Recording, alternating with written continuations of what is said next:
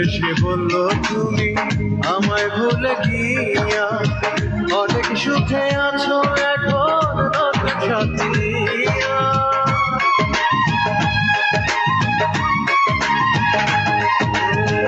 একজন এসে বলল তুমি আমায় ভুলে গিয়া অনেক সুখে আছো এখন নতুন সাথী নিয়া।